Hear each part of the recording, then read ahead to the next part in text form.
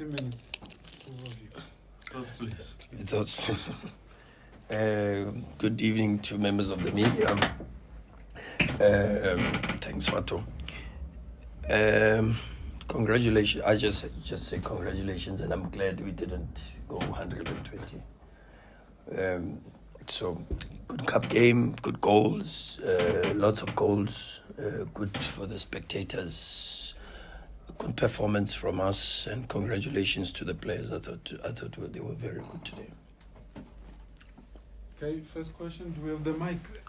Just rotate it. Are you taking the first one? Go for it. Congratulations. Yeah. Okay, just wait for that one. Seems like. Yeah. Okay. Thanks, bro. Test. 1 2 1 2. Oh, Check, switch 1 it 2 1 2. on. Yeah. Go for it. Congratulations for the win. First Thank and you. foremost, Coach. Thank you, sir. Kamokelo from Soccer Laduma. I just wanted to highlight Lesedi Kabinga's performance today. He had 2 assists, but this was somebody that was rumored to be on the verge of leaving the club on deadline day. So does a performance like today vindicate and justify him staying and maybe proving his worth to the club going further? No, they're only here because they want to be here, and they're available for selection, all of them. And there were a lot of very good individual performances today, and that's why the team performance was very good. Not want to praise individuals because a lot of players were very, very good today, yeah, very good performance from the team. Okay, let's keep it moving. Any other questions? Okay, Ernest, and then you'll pass it on. Thank you, Coach Ernest. Sure. My follow-up on Kapinga. I know you don't want to praise individual performances, but he has not been playing so much, and obvious from what Kamo said regarding him with the rumors, but obviously you can't rely on the rumors. But can you just elaborate further? Where is he in state of his mind? No, I think he showed that he's here with a very good contribution to what was a very good team performance, and very proud of him. He knows how much I like him as a footballer and as a human being. He's a very good person too, quiet, but worked very, very hard, and this is what we expect from everybody that gets to represent the club. And took his opportunity. I thought very, very well. Could have scored 1 or 2 with better decision making, but very, very proud of him. But as I am proud with Sipombule, proud with Bongani Zungu, proud of Musa Libusa. Dennis was good, apart from just the goals that he conceded. His build-up play was exceptional, and his distribution was very, very good. Proud of Peter Shalulile, proud of Rulani, was good also, was good. The subs were good, Kutumela was good. Good movements, good contributions on the ball. Was good to see Rashin, good to see River. River was good, AJ was good when he came on, kept things quiet and controlled. So, as I said, a lot of very good individual performances, and that's why the team was very good today, sure. All right, now. Coach. Sure, no. First of all, I'd like to say I worked barefoot the whole day today. My anxiety levels were down. So thank you for that one. It will help you, believe me. So I have a question, but it's for my friend of mine. So Sure. Do you mind if I'm No problem. I can read it. It says, Coach, I want to ask you about your. I have a question for you regarding your tactical periodization. Sometimes there's a team that plays with the ball, and the principal says one should train how they play. And in the last 3-4 games, not today maybe, in the last 3-4 games, especially in the second half, we've seen your team suffer a bit without the ball.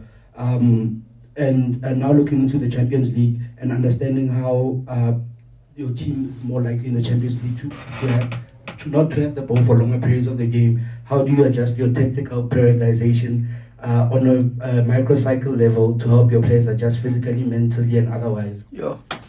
It's such a detailed question and would need a very detailed answer.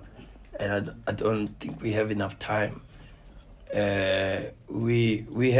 Fortunately, we have the support of a very good sports science department, and also the type of work that we try to do is also based on very economical training. So we don't separate the physical from the tactical, and maybe even if you look at what you have seen, if I stand to be corrected, but I think Lesedi Kapinga is the second muscular injury during 90 minutes since we've come back from Polokwane.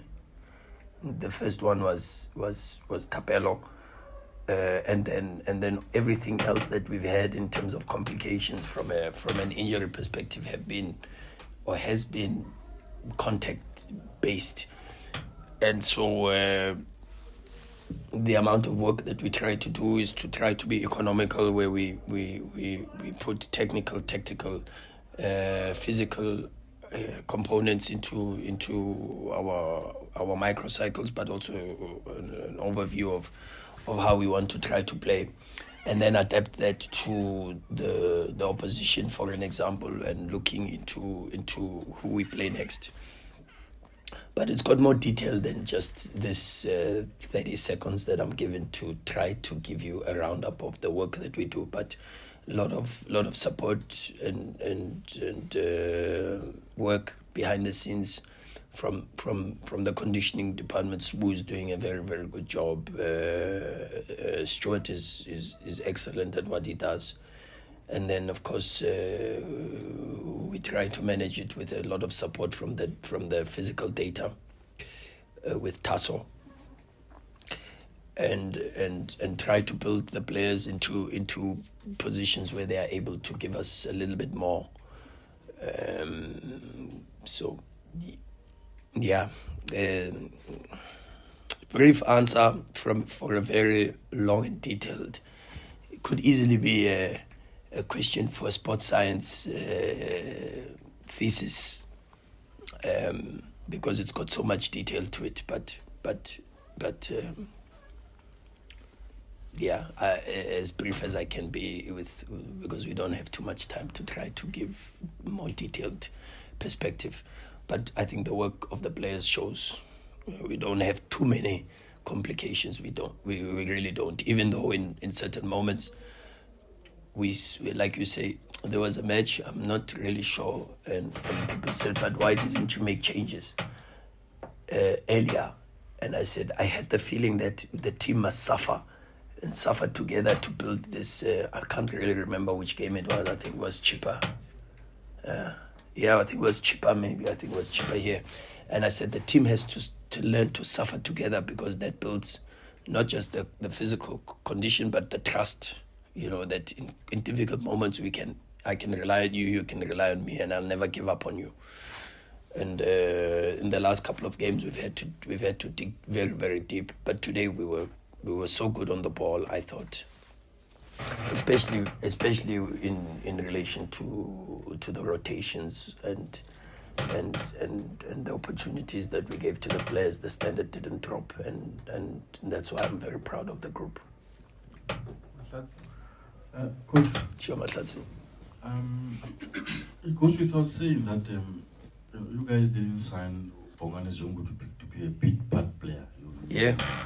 And I mean, at the same time, obviously, he's not entitled to play every match, but where is he now in terms of physical conditioning? And because I'm sure you'll have to see him becoming more and more and more involved, and also taking that leadership role in the team. Yeah, good player, but comes into a very good squad, and nobody. Interesting conversation I had the other day, and I was listening to a podcast where there was Klopp was speaking about the difference between entitlement and empowerment, and he was saying that he's not coaching the players to give them a sense of entitlement, but he's coaching them to give them a sense of empowerment, and that everything that he tries to teach them is not just based on football but also on life, and that even when he's not in and around them, the words need to resonate in their heads. And it's the same for all our players. Our players have a lot of very good qualities, and everybody should be good enough to play, and that's why they are good enough to be at Mamelodi Sundowns. But we have to empower them with the right life principles, where they don't feel a sense of, and this is the talk we had even prior to the match, that you look at Liverpool, for an example. Last season, maybe even the last 3-4 seasons, a team that was on the cusp of glory, Champions League finals, 1 point maybe to decide the championship with incredible numbers, 94, 95, 96 points, something like that. Very, very good players. But what's happened to them this season? There's no sense of entitlement in football. Man City, incredible last 4, 5, maybe even 8 seasons consistently, breaking records, reaching Champions League finals and having the feeling that they could probably even win the Champions League. And this season, second to Arsenal, and even with an aggressive push. No sense of entitlement in football. Chelsea, they signed all the most promising young players, and they spend a lot of money to bring very, very good players into their squad. And what happens? Still not being able to get the results that close the gap to Arsenal. That's football. Football has very little regard for name, reputation, money, and value and whatever. Football says, what do you put and you invest, and because you put and you invest, it gives back. So Zungu has to understand that he has to compete with everybody, and that's life, because life is unfair. You know, those are the empowerment values that we try to give to all our players, and that everybody must fight for the place in the team, like you fight to achieve things in life. Nothing in life is given to you on a silver platter. You fight to achieve things in life, so you have to fight to achieve a starting place in this team. You have to fight to be in very good physical condition and concentrate, because those are the values that life will demand from you. So yeah. Okay, wrapping up. Temba and then Tisetso. Sure, Titi. Okay, It's fine, you can go ahead. I'm just looking at the luxury that you don't have. I mean, there are teams that will play their matches, win them, celebrate until the next leg of the Nedbank Cup.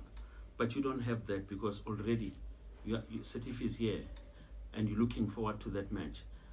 How long is your turnaround for you and your players? I mean, this was a hard-fought match, 5 goals, 3.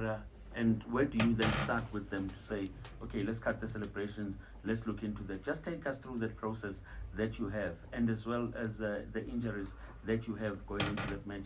Temba Zwane, how long is he out for? Is out? Shishi, we are waiting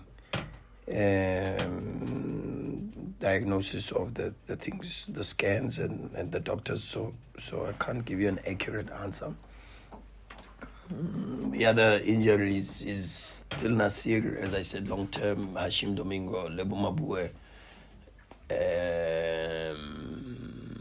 But most of the players still working their way back to fitness. Some of them are on the green grass already. So Terence is starting to train, still not available for selection. AB Abdel still not available for selection, just from the top of my head. So I think that's 6-7 players, that Temba Zwane included in that list.